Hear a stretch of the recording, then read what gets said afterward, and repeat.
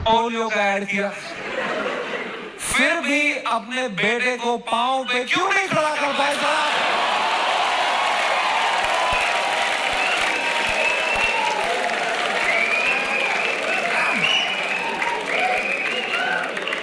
ये नहीं किया मैंने वहां मैंने किया। सर मेरी दादी आपकी बहुत बड़ी फैन है, दादी मर गई है मेरी, 7 साल हो गए मेरी दादी को मरे। But you have to play the room. It's a game. You are not honest on the Indian internet. You cannot be yourself. You play the game. You play the room. It's all a fucking facade. I understand the game very, very well. मैं समझता था KBC में जब मैं जा रहा था कि मैं हर जगह हरामी बनता हूँ, यहाँ क्लीन बनूंगा ना, लोग बोलेंगे what a versatile creator. ये हरामी भी कर सकता है, क्लीन भी कर सकता है. What a crazy guy. Wow. Beer Biceps ने भी यही सोचा होगा.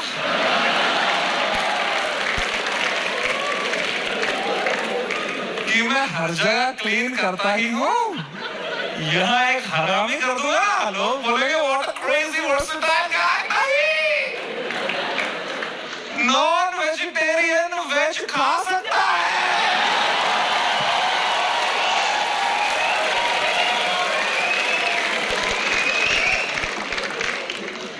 वेजिटेरियन नॉन वेज खाएगा, उल्टी ही करेगा यार.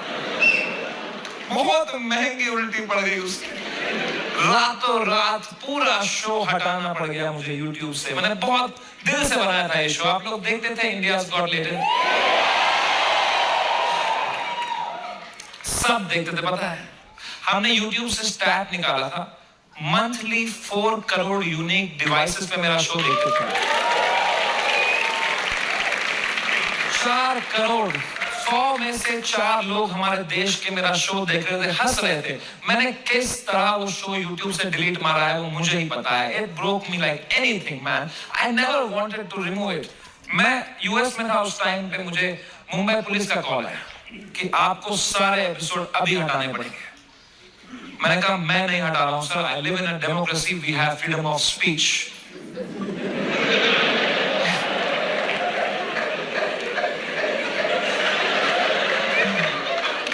तो मेरा एडिटर अरेस्ट कर लिया उन्होंने. मेरे एडिटर ने बताया पुलिस स्टेशन में 20 पुलिस वाले बैठे और वो अब एक एक एपिसोड देख रहे हैं और वो नोट्स बना रहे हैं कि इस तरह की भाषा का प्रयोग और कहां-कहां पे हुआ था. मैंने कहा इससे पहले लोग राखी सावंत एपिसोड देखे. मैं ही हटा देता हूँ यार. राखी सावंत एपिसोड देख लेते ना पुलिस वाले तो देश से ही निकाल देते मेरे. उस टाइम पाकिस्तान से सपोर्ट आ रहा था मेरे. वो कह रहे थे आप हमारे यहाँ शो चालू करो समय भाई, हम एक भी जोक नहीं काटेंगे आपका. मैंने कहा जो आप काटेंगे उसका क्या.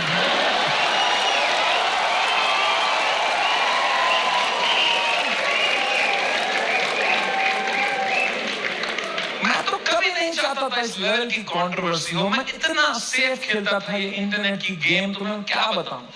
मैं जो तुम शो देखते थे ना इंडियाज गॉट टैलेंट, जो 1 घंटा तुम देखते थे, वो तो तुम सबसे क्लीन 1 घंटा देखते थे. जिसने वो शो लाइव देखा है उसको पता है वो शो 5 घंटे का होता था. असली कंट्रोवर्शियल 4 घंटे तो तुमने कभी देखे ही नहीं, क्योंकि उस शो में कोई स्क्रिप्ट ही नहीं थी. कोई भी कुछ भी बोल देता था. कोई रिलीजन पे जोक मार देता था, कोई कास्ट पे जोक मार देता था, कोई LGBTQ पे कुछ बोल देता था, कोई कुछ सेक्सिस्ट बात कर देता था. फिर मैं उसको हटाता कि नहीं नहीं इस पे तो राइट विंग खा जाएगा हमको, नहीं इस पे तो लेफ्ट विंग खा जाएगा यार. मैं फुल एडिट में संभालता था उसको. मैं इतना सेफ खेलता था. वो जो 5 घंटे का एपिसोड था ना, उसके 2.5 घंटे के बीच में मैं आधे घंटे की ब्रेक भी लेता था, सबकी मेंटल हेल्थ देखने के लिए कैसी रही. क्योंकि खुद पे नॉन स्टॉप धड़ाधड़ जोक लेना बहुत मुश्किल काम है यार. वो तुम्हें एडिट पे दिखता है सब हंस रहे हैं, हा हा हा. रियल में मुझ पे कोई जोक मारता था, फिर मैं रात को नहाते टाइम सोचता था उस बारे में, ऐसा क्यों बोला इसने यार. मैं मोटा हो गया हूँ. लोग हंस भी रहे थे यार. सबकी अपनी अपनी इनसिक्योरिटी है और बहुत गंदी गंदी बातें कर देते थे लोग पैनलिस्ट को फनी होने के चक्कर में। they would say the worst things to people. People have cried and left the panel midway. फिर मैं सबके कमरों में जाता था कि कल को ये लोग ट्विटर पे या कोई पॉडकास्ट पे रोने बैठे कि हमारे साथ ऐसा हो गया, तो कम से कम ये भी बोले कि समय आया था लेकिन हमारे हेल्प समय हो गया बंदा, वो बंदा दिल का बंदा। इस लेवल तक मैं सेफ खेल रहा था गेम। मैं उस दिन भी गया सबके कमरों में फर्स्ट हाफ के बाद रैकी मारने के लिए, बियर बाइसेप्स के कमरे में गया, वो खुश था तब, वो कर रहा था वो खुश था, आशीष चंचलानी भी खुश था, बलराज खुश था, मैं खुश था। Everything was going as per the plan, we were having a great episode.